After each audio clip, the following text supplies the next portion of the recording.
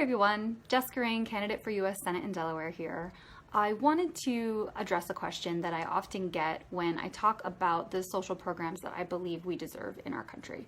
And I'm sure you've heard that question. It's, how are you going to pay for it? And I understand why people ask.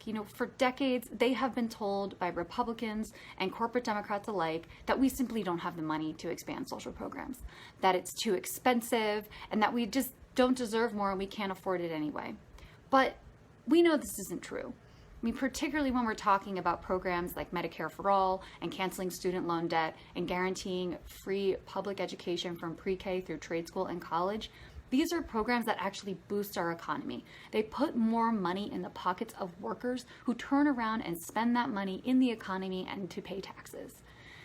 But another thing we can talk about is the priorities that we have around our resources. And one thing we can do is to reallocate funding from our massive military budget. Even if we just met the NATO recommended 2% of GDP, that would take our spending down from our current 3.4% GDP and open up a lot of our resources.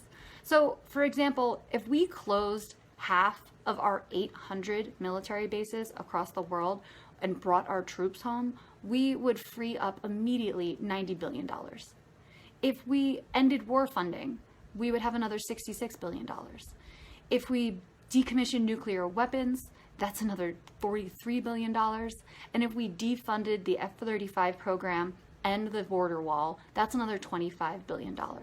So these are expenditures that we could change and use to focus on making our society healthier and safer and more stable by investing in social programs.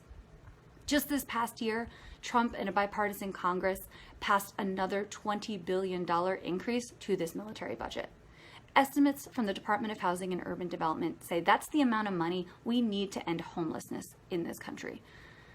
So I recognize that we always manage to find money for war and defense, and I think it is time that we need to treat universal housing and healthcare and guaranteed jobs and education with that same urgency and expectation that we have always given to our military budget.